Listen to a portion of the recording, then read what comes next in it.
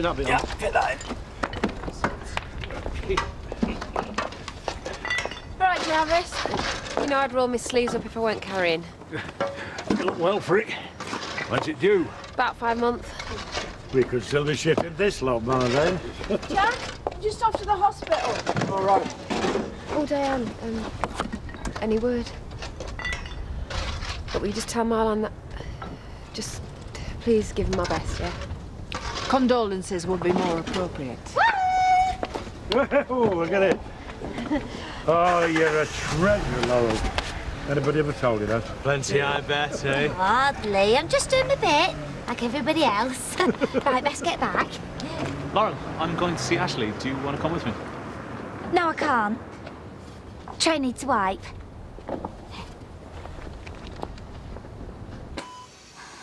Best make the most of it, lady. No more Sunday lines for us when we get home, not with a puppy to house train. I expect it'll be left to me to lay down the law while you go spoiling her rotten, no doubt.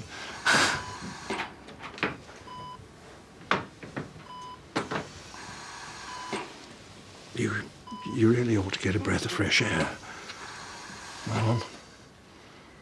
Doctor will be here soon. Oh, you mustn't. Another test won't change anything. You agreed? They've done all the tests to make certain. You must let go. No. This'll prove him wrong, you'll see. This is impossible for all of us. And it... just the thought of saying goodbye nearly breaks my heart. Then don't. Maybe he's right, Dad. I really thought I'd lost her forever, you know. But she came back. Told me we'd never be apart again. Open, go for it! Come on, you got 1 minute, Ken! Square eyes. How's Mark giving us an handout here? Oi! Hey, you just up, you two? I've been at it since 7. Well, I'd have got here sooner if you'd said. Dad, I didn't expect you to. Not if you've got other things on your plate. Oh, Victoria's keeping an eye on Robert. You know what I mean? Home farm.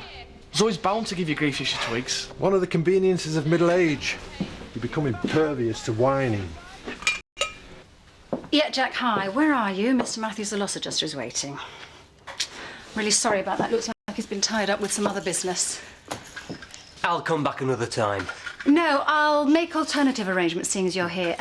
Help yourself to some coffee. I won't be long. Life's dealt some savage blows.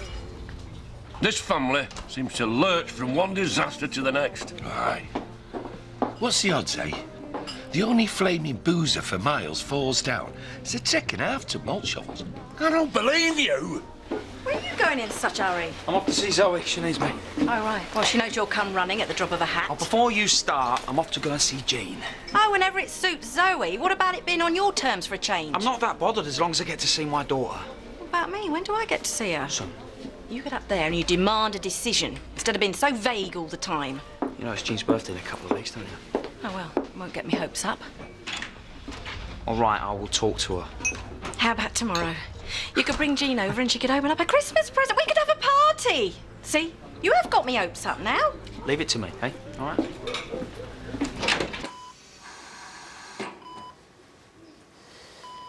Coffee, anybody? I'll come with you.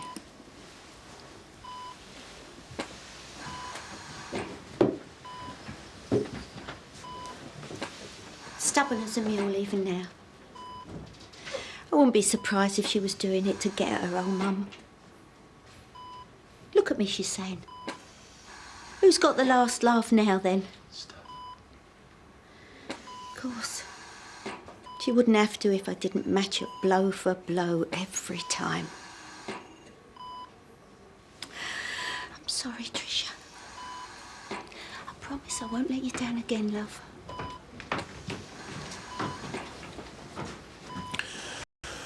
Marlon, this is Dr. Delane. Hi. You come to do the test? Yes. Thanks a million for this. I can't tell you what a relief it is. Look, Marlon, we wouldn't normally do this. But you told me there'd be a... However, Mr. McDerrick is a very persuasive man. Well, he knows. Maybe brain activity still. No, that's unlikely to be the case. Dr. Delane has agreed to this solely for your peace of mind. After this, you must accept what we tell you. That's fair enough, isn't it, Marlon? Be strong. You sure now, okay? How much time do you need, Doctor? Half an hour or so. But shall we leave you to it then? If you'd like to grab a coffee or stretch your legs.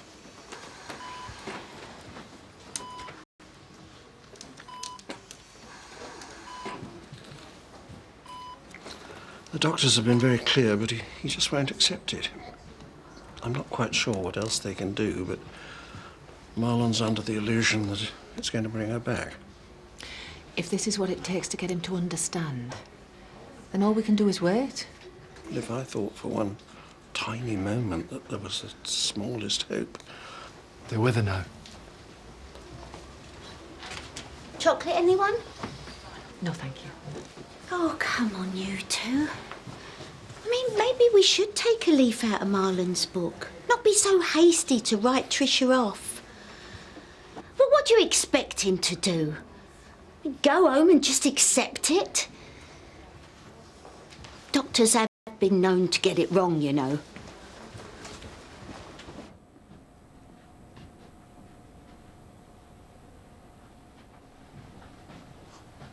Guess what? I got the all clear. I can go home. Ash?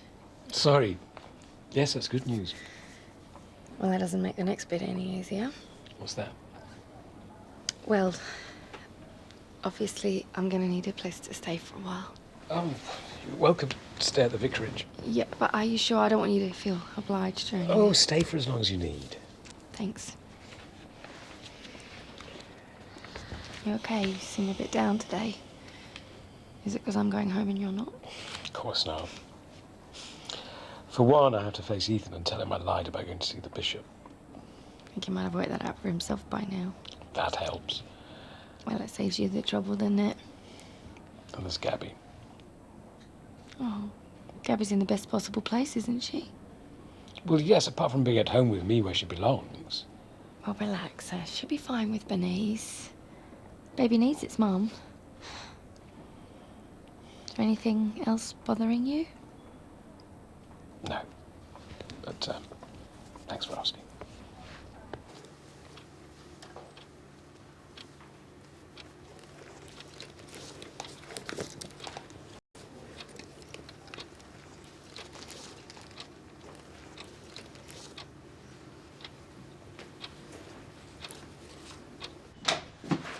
I came as soon as I could.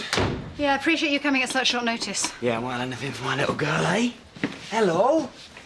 Daddy's going to look after you for a while today, isn't he? Yes, he is. Hello? Hi.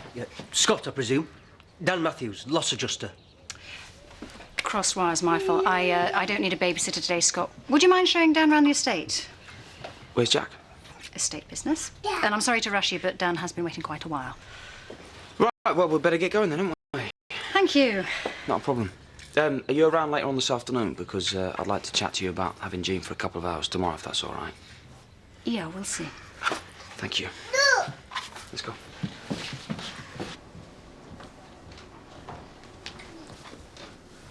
Well? As predicted, there's no change. I wish I could offer you more, Marlon, but you must accept that your wife is dead. No. I'm so sorry, Marlon. My little girl. You do understand? There's nothing more they can do. There must be, though. Don't give up, keep going. Do more tests.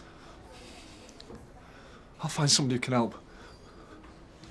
You must accept it for your own sake. Let her go. She's breathing! Even with continued ventilation, Tricia's heart would eventually stop beating. Steph.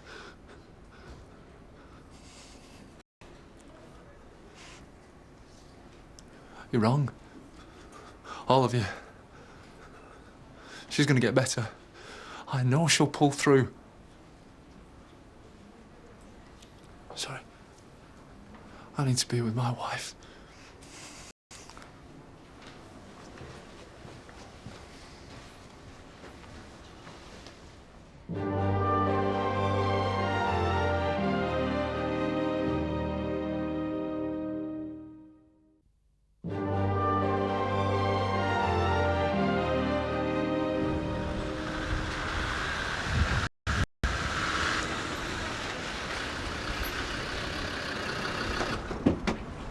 And there's me thinking you work for Zoe. What can we do for you? Dan Matthews, loss adjuster, coming to assess the storm damage. Andy Sugden, tenant farmer. Jack Sugden, estate manager turned farmhand. All right. Morning. Give him the lad a hand. What of it? I don't mind doing your job for you, Jack, but I'm sure Zoe wouldn't be too chuffed. You being here on her time, I mean. Go on, Dad. I'll be knocking off soon anyway. Oh, what's this? You gone in for brownie points? I don't want to argue with you, Jack. When did you become little man Tate? You just get back to doing what you should be doing and we'll say no more about it. Is that all right? Yeah, point taken. Good. But I'm begging if I'll answer to some cocky little upstart. As we were, yeah? Things are looking up. You reckon? Scott's gone to see Zoe. He's putting his foot down. Don't believe me, do you? Must admit I have my own reservations, but... Oh, yeah, whatever you say, it's good news, then. Well, it's not before time, is it? We're missing a very crucial stage in Jean's life. I want to be able to enjoy her first steps, hear her first words. I mean, within a blink of an eye, she'll be at school. It passes so quickly. You're not listening to me, are you? Look at me when I'm talking to you. I just can't stop thinking about Tricia. It's such a tragic waste of a young life. Oh, love, come here. I know, I'm so sorry. Don't be sorry. You couldn't be more right. He's got to make every second count. Same goes for all of us, love. I could sit here and lie to you, but I'll not.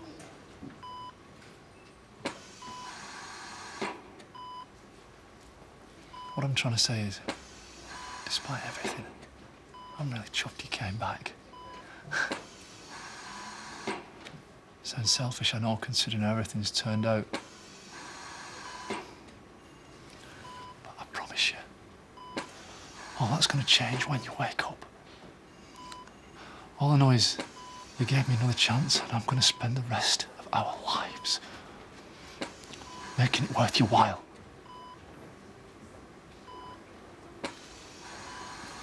You need to be aware that a transplant coordinator will be coming to talk to you, possibly tomorrow. What? How insensitive can you get? Don't raise your voice, Steph. You shouldn't be expected to have to listen to this now. Let him finish. What else? Of course, the life support machine will have to be switched off at some point. Shouldn't Marlon be here for this? I mean, he's the next of kin. I don't think he'd be up to it, considering his current state, do you? Now, how long have we got before this machine is switched off? It's not quite set in stone as such. But I take it it's a decision that Marlon's got to make relatively soon. As soon as possible. Certainly within 48 hours. And if he can't? We'll do our best to ensure it doesn't come to that. Yes, but if he simply can't accept it, I mean, what happens in 48 hours? Inevitably, we shall have to make a decision regardless. I realise this is a lot to take on board, so we'll leave you to some privacy. And once again, I am truly sorry about your loss.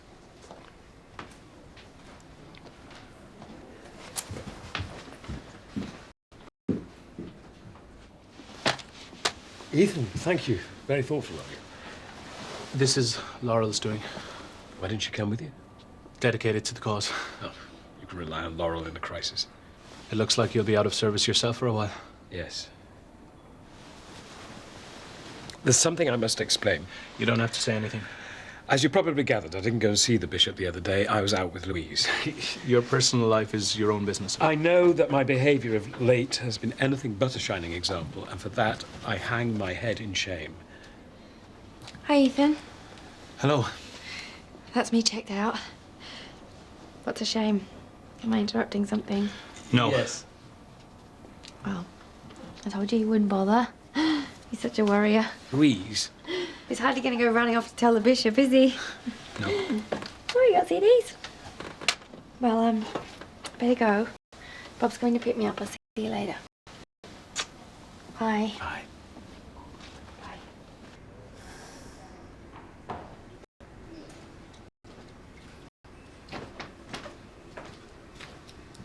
Stephanie? The flick of a switch. Is that all my daughter's life amounts to? There's no point in making this any worse. Why did they wire her up to the damn machine in the first place if... To give her a chance. But she never had a chance. I know you two didn't always see eye to eye. When did we ever? But you do know she loved you. She thought the sun shone out of her granddad's backside, more like. Oh, Stephanie. No. Unbearable though it is to give her up, we have to think of Tricia. The sooner we face up to the inevitable, the better.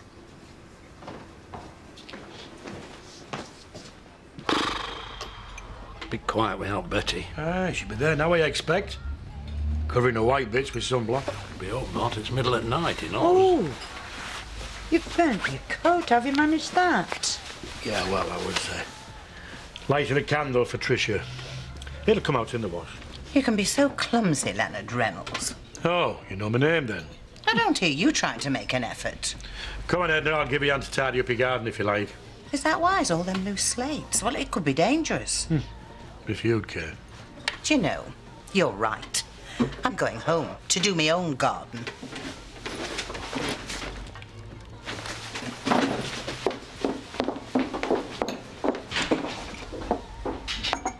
Didn't order that. Hello, it's my treat. Can I join you? Yeah? Thanks. Everything okay? Yeah, missing Betty a lot. About you, though, is there anything else the matter? Well, I suppose I'm a bit tired. Are you sure? What do you mean? It's written all over your face. I've seen the way you look at Ashley. I'm right, aren't I? One thing I've learnt of late is to always be straight with you from the off. There you go, you mucky bub. Which is why I think you should be made aware when you're being taken for a fool. Jack, the reason why I wasn't at work today was because he was too busy on the farm with Andy. Right, I'll deal with it. Now, I've spoken to Sid about the quote for the repairs. He's cheap, he's conscientious, and he'd be out to impress on a job like this. Now, I know it's ultimately your decision, but I just thought I'd get the ball rolling. Well, thanks for taking the initiative. Yeah, well, I'd hardly call it. No, really, you went out of your way knowing I would probably throw it back in your face. Yeah, well, like I said then. Anyway, I think that's all, apart from what we agreed to talk about. Now, is it going to be okay for me to take Jean tomorrow? Just for a couple of hours? Yeah, I don't see why not. Thank you.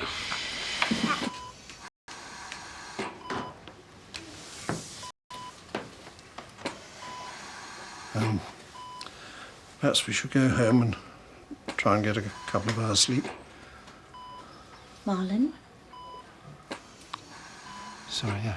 You go. I won't mind being alone with Trish tonight. To say goodbye before we let her go. Go. Marlon, sweetheart, the Tricia we all know and love will always be here in our hearts. Let her be at peace now.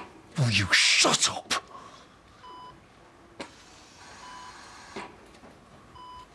Please just go. Leave us alone. I mean, for a moment, I thought Ashley wouldn't pull through.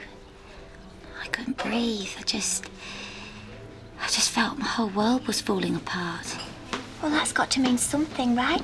Yeah, well, it means I've got to get over my schoolgirl fixation before I ruin a great friendship. It sounds like your feelings run much deeper to me.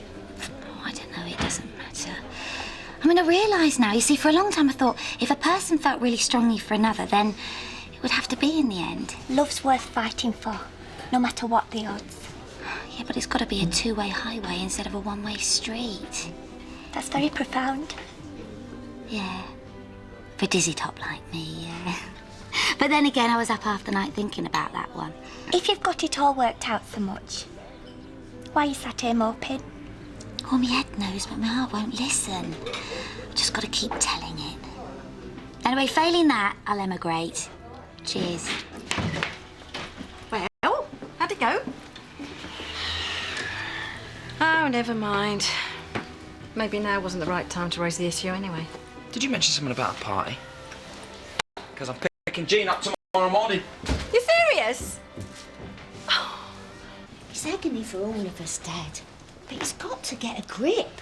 The hospital have been very sympathetic. You heard what the doctor said. There are staff on hand to help. Yeah, well, that's all well and good, but it's not fair on Tricia, is it? Let alone you and me. Look, go home and we'll see what tomorrow brings, shall we? Much of the same, I should imagine. Marlon babbling like Trisha's going to wake up with a smile while you sit there saying nothing. What do you suggest I do? Talk to him, Dad. Make him listen. Trisha is dead. Gone. Forever. What's got into you all of a sudden? Why can't he accept it? We have. No. As a matter of fact, I'm still struggling. I'll let Marlon say goodbye to her in his own time. Fine. What's Dad? Save it, Dad. It's not going to change anything. Trisha is laying in limbo, and he's prolonging the agony.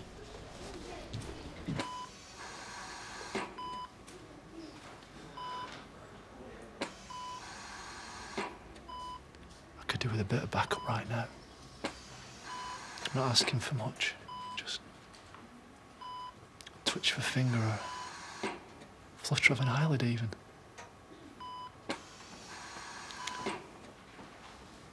They don't know you like